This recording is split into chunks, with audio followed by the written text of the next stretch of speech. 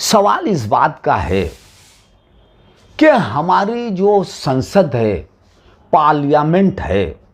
ये पार्लियामेंट जो भी कानून बनाती है तो कोई गोल्डन स्केल होना चाहिए कि वो जो कानून बना रही है और जो हमारे सांसद हैं जिन्हें जनता चुनती है वोट देकर, उन सांसदों की भी अकाउंटेबिलिटी है कि वो पढ़ें कि जो संसद में बिल लाया जा रहा है, जो कानून बनाने का प्रपोजल है, वो उसको पढ़ें, क्योंकि उनके ऊपर बहुत बड़ी जिम्मेदारी है नागरिकों की स्वतंत्रता की रक्षा करने, उनके राइट्स की रक्षा करने का। वो सिर्फ इसलिए कि एक पार्टी के हैं और वो हाथ उठा दें और बहुमत से कोई कानून पास हो जाए और बाद में वो कानून देश के नागरिकों के लिए घातक हो जाए, उनकी स्वतंत्रता के लिए, उनकी गरिमा के लिए, उनके सम्मान के लिए, तो ठीक है आप आज सांसद हैं, मगर कल आपके ऊपर भी छींटे पड़ेंगे कि आपने देश के नागरिकों की आजादी को छीनने, उनकी अभिव्यक्ति को आजादी को छीनने, उनकी स्वतंत्रता को छीनने में अपना रोल प्ले किया है। तो कोई भी कानून अगर संसद में पास होता है तो सिर्फ लॉ कमीशन के पे भरोसा नहीं करना चाहिए, क्योंकि लॉ कमीशन में कौन लोग हैं?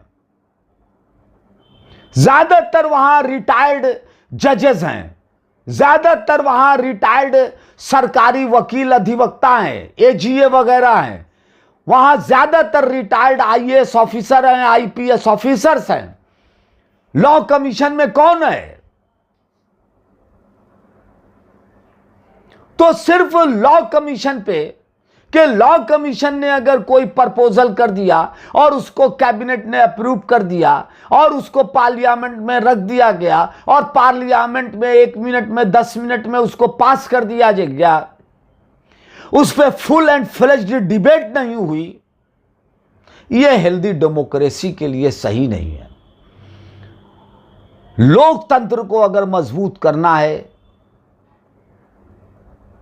तो जनता की गरिमा, जनता का विश्वास,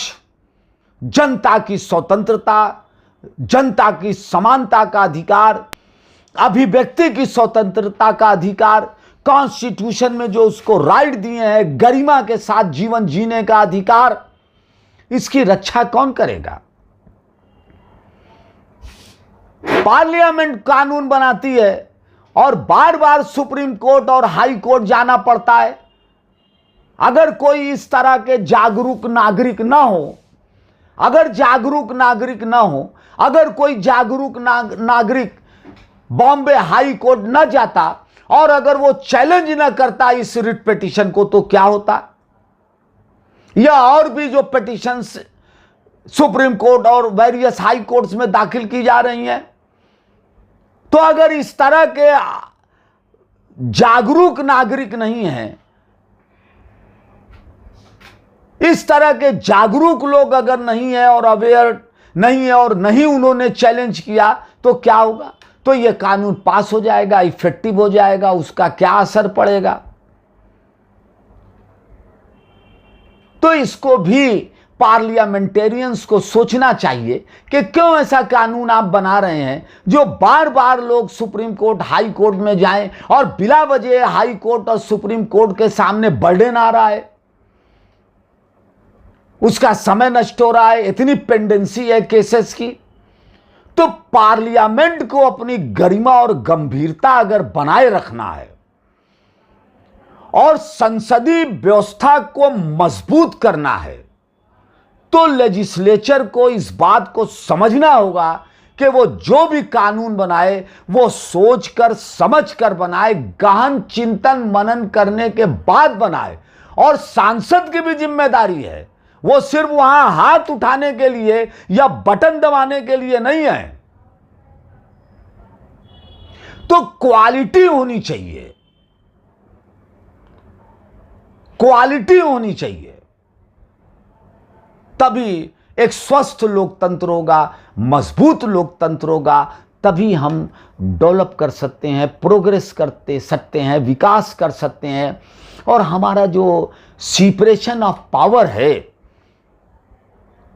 वो मजबूत होगा, हमारे इंस्टीट्यूशंस मजबूत होंगे। सवाल एक लॉ का नहीं है कि बॉम्बे हाई कोर्ट ने स्ट्रक ऑफ कर दिया, अनकॉन्स्टिट्यूशनल कर दिया।